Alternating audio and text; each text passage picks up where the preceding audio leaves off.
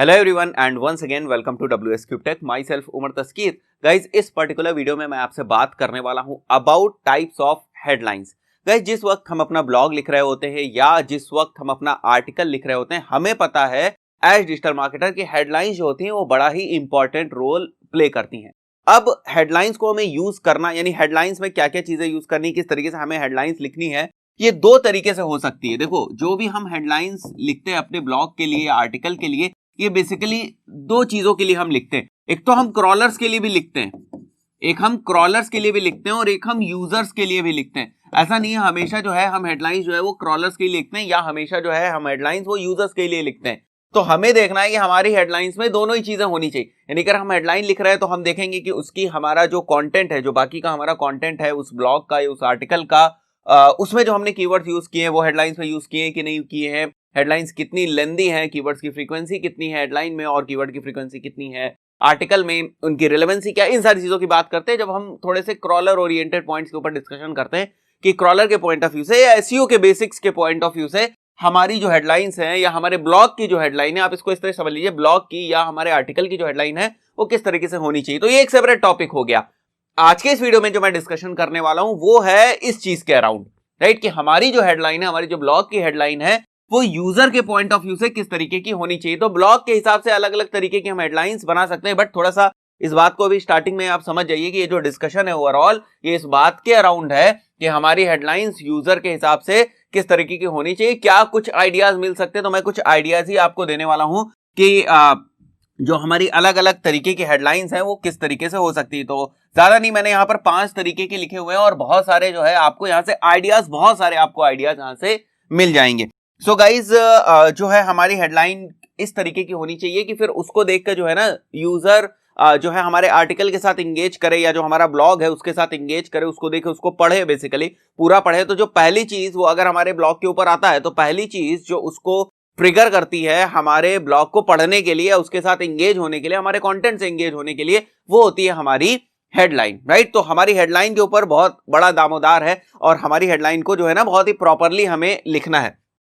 तो अगर हम बात करें कि कितने तरीके की हेडलाइंस होती हैं, तो देखो यहाँ पर मैंने सारी तो नहीं नोट करी है बट बहुत सारी आपको मिल जाएंगी। जैसे लिस्ट जो है हेडलाइंस हो गई, देन हाउ टू हेडलाइंस हो गई, एंड देन उसके बाद आप देखोगे यहाँ पर रिसोर्स रिलेटेड हेडलाइंस है, इसके बारे में भी आपको बताऊंगा मैं। देन क्वेश्चन रिलेटेड हेडलाइंस है। तो 4 आप यहाँ पर देख रहे हो हेडलाइंस के टाइप्स मैंने आपको बताया, इससे आपको थोड़े से आइडिया लग जाएंगे। तो अगर मैं बात करूं लिस्ट हेडलाइंस की, तो वो क्या है, 15 reasons why you should use Google tag manager. अब देखो यहाँ पर जो हमने 15 रीजंस लिखे हुए, दिस इज बेसिकली लिस्ट कि 15 reasons why should you use Google tag manager, 10 things why should you should do before buying a house, right. तो डिपेंड करता है कि आप किस निश में है, उस निश में और किस टाइप का कंटेंट आप लिखते हैं, उसके हिसाब से आप लिस्ट हेडलाइंस यूज कर सकते हैं। तो लिस्ट हेडलाइंस में होता क्या है, जैसे 7 टिप्स, राइट, 10 वर्किंग ट्रिक्स, इस तरीके से हम बात करते हैं, right, 10 working tricks, right, 5 tips to follow.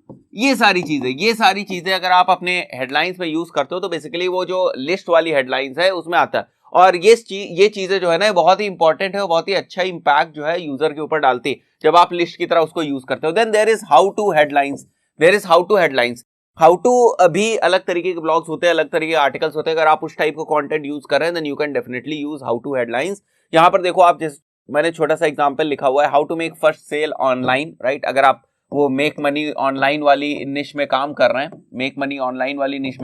हैं, या आप ई कॉमर्स से रिलेटेड कंटेंट लिखते हैं, या आप इवन अगर आप पीपीसी से भी रिलेटेड कंटेंट लिखते हैं, एसईओ से रिलेटेड कंटेंट लिखते हैं, डिजिटल मार्केटिंग से रिलेटेड कंटेंट लिखते हैं, देन डेफिनेटली आप इस टाइप के कंटेंट के कभी ना कभी आप बनाएंगे, जरूर लिखेंगे, उस टाइप का कंटेंट लिखेंगे, आर्टिकल या ब्लॉग लिखेंगे, तो आप इस टाइप की जो है हेडलाइन यूज कर सकते हैं। अगर आप हाउ टू में लिखते हैं, then how to build a successful pre launch marketing campaign, right, ये भी आप देख सकते हो यहाँ पर प्री लॉन्च मार्केटिंग कैंपेन हम किस तरीके से बना सकते हैं।